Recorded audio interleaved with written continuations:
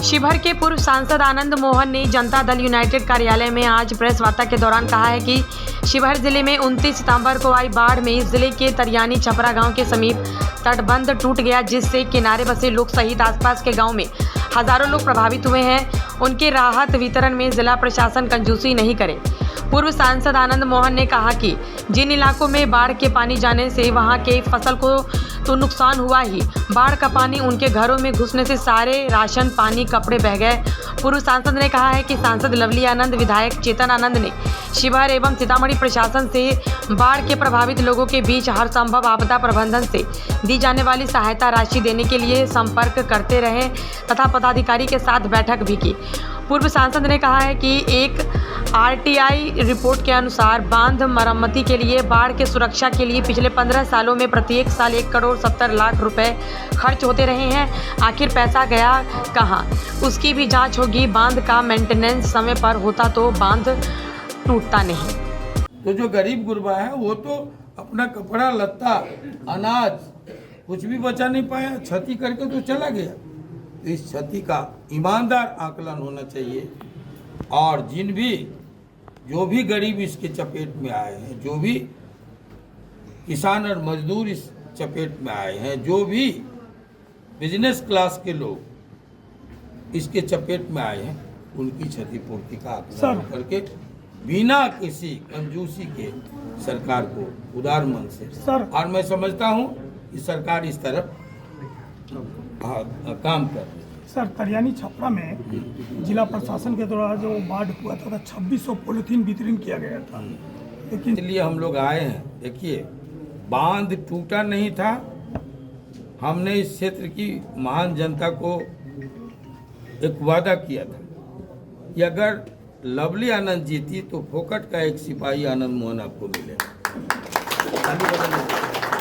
आपने उन्नाव में भी देखा होगा, लवली आनंद जहाँ पीड़ित परिवारों से मिल रही थी, हम वहाँ लाशें निकलवा रहे थे, हम वहाँ हॉस्पिटल में मुस्तैद थे, हम वहाँ लोगों को उत्तर प्रदेश शासन से मिलके, सरकार से मिलके और दवाई से लेके कपड़ा लत्ता, खाने पीने, रहने की व्यवस्था और फिर एम्बुलेंस, एसी एम्बुलेंस एक डेड बॉडी के साथ घर भिजवाने का काम। और जो परिजन गए थे उनको बसों से, जो अपने टैक्सी से आ गए, अपना एम्बुलेंस कर लिया, उनके अकाउंट्स में पैसा भिजवाने का काम हम लोगों ने किया। सर एक सवाल एक सेकेंड। उसी तरह आपने देखा होगा कि बांध टूटा नहीं और आनंद मोहन सब जगह मौजूद थे। दूसरे दिन मैडम भी आ गई, लवली आनंद भी आई, तीसरे दिन चेतन आनंद भी, हम सब।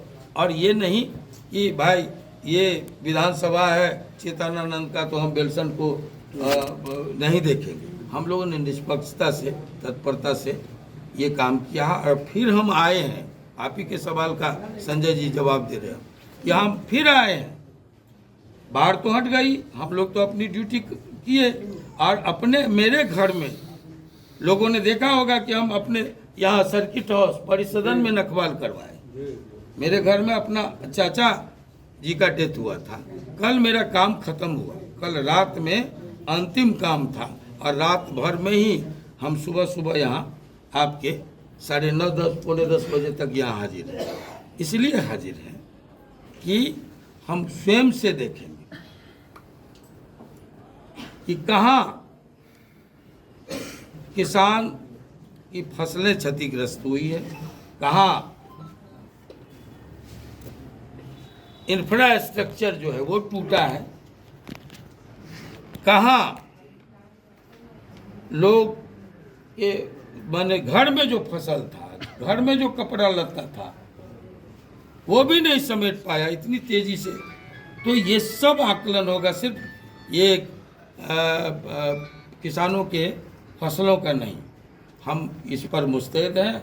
हमने और मैडम ने माननीय मुख्यमंत्री जी से कहा है दिल खोलने के लिए, और वो दिल खोलने के लिए जो तैयार है, खजाने का मुंह खोलने के लिए तैयार है। तो यहाँ प्रशासनिक अधिकारियों को कंजूसी नहीं दिखानी चाहिए, उदारता दिखानी चाहिए। सर एक सवाल सुन, जांच होनी चाहिए और उसको सजा मिलनी चाहिए। सर लास्ट सवाल आपसे ये है कि जो भी किसानों का वो अपनी जिम्मेदारी से भाग नहीं सकता है। सर एक सवाल और सर, जो किसान का क्षति हुआ है या जिनके मकानात ढह गए हैं, तो क्या उन सभी को ईमानदारी से मुआवजा मिलना चाहिए? हम इसी प्रयास में हैं। हमने कहा कि माननीय मुख्यमंत्री जी से मैडम भी बात की है, हम लोग भी अपने स्तर से मैसेज दिए हैं। मेरी